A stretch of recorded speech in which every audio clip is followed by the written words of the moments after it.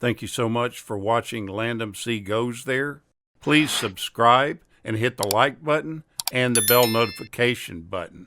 1974 gave us an Italian psychological war drama film that was co-written and directed by Liliana Cavani. This shocking movie was called The Night Porter. It stars Dirk Bogarde, Charlotte Rampling, with Philippe Leroy, Gabriele Verzetti, and Issa Miranda in supporting roles. The movie's themes of sexual sadomasochistic obsession and its use of Holocaust imagery made the movie controversial since its initial release, dividing critics over its artistic value. I think the film is exceptional in its cinematography, its acting, and bizarre storyline, something that seems completely absurd when you first are exposed to it. And I feel that a lot of these critics just couldn't get past that point. This is, in fact, just a movie. That's not to say that the things that happen in this film didn't happen, as some probably did. The storyline follows Max, who in 1957 serves as a night porter at a hotel in Vienna. During the Second World War, he held the position of an SS officer at a concentration camp where he deceitfully presented himself as a doctor who was conducting research, which granted him even greater access to the facility.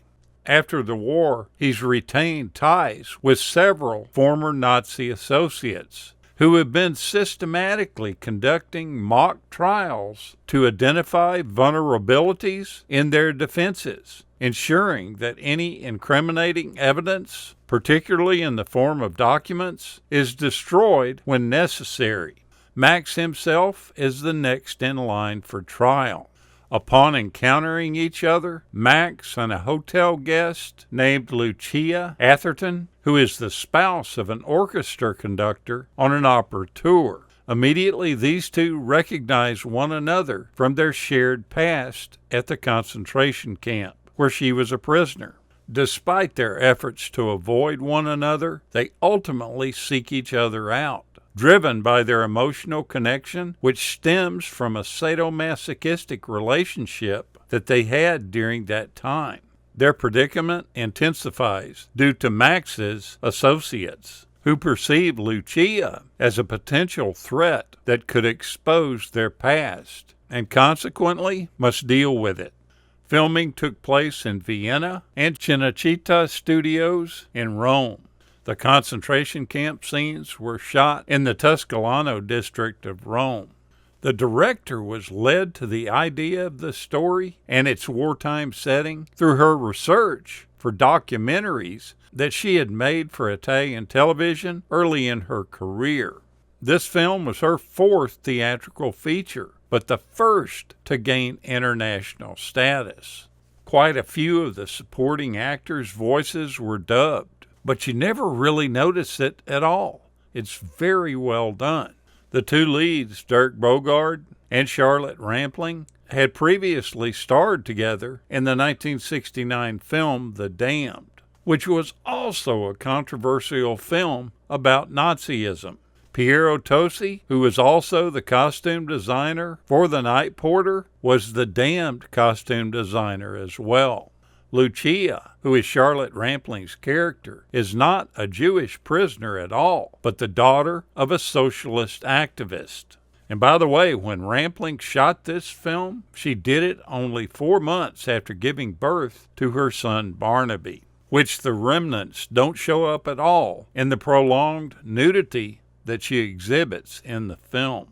It's also said that Romy Schneider turned down the role of Lucia, and then they even looked at Mia Farrow, but that didn't work out either. They decided to go with Charlotte Rampling, even though the director wasn't really sure that she would fit in working with her co-lead star. But boy, does she ever. That star, Dirk Bogarde, had a very dark experience during the filming of the movie. There was one scene that they shot in Austria where the actor said that there were much more Nazis than there even were Germans. The scene required him to make an entrance wearing an SS uniform, cross the street, and get into a car. He said that during filming, he was scared to death to appear in public that way. He kept himself hidden in an elderly woman's apartment until the signal was given for him to emerge from it. Wearing an overcoat that covered the uniform and slipping off his black gloves, he was taken back when the old woman fell to her knees, caressing his boots and exclaiming, "It's the good days again." The scene outside was no less disturbing. There was an enormous crowd when he came out, and it was like they were seeing Garbo or Dietrich. They were all shrieking with joy and singing a Nazi anthem that had been banned after the war. All the kids came running after him, wanting to hold his hand and to touch his uniform. The scene where Rampling dances and sings topless in a Nazi outfit was the very first scene that they filmed for the entire movie. Boy, if that's not a way to start the filming process. And this scene is one of the parts where the critics just went crazy, saying it was despicable to attempt to titillate us by exploiting memories of persecution and suffering that went on during that time. But this is a masterful shot that's done in the film that ties it all together. Now, Charlotte Rampling is one of these actresses that has truly made a living in the movies. I think she's been in about 145 films, and she never disappoints. This swinging 60s icon is now in her late 70s, and to this day she states that she probably stepped too far out of line during those early years.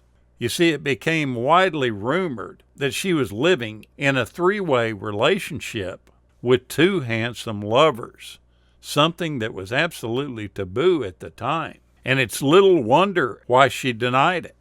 She went on to continue to deny it as decades passed, insisting that the relationship was little more than sharing a flat together. But now she's finally confessed what everybody knew all along, that she did enjoy this unconventional arrangement that she had with her agent and another man who was a male model. She says, "I did have two boyfriends at the time, and that was considered racy, so I kept it hush-hush as much as possible." She didn't want her more traditional family members to be upset with her erotic lifestyle choice. Go back and watch this fantastic film. I'm one that really enjoyed it.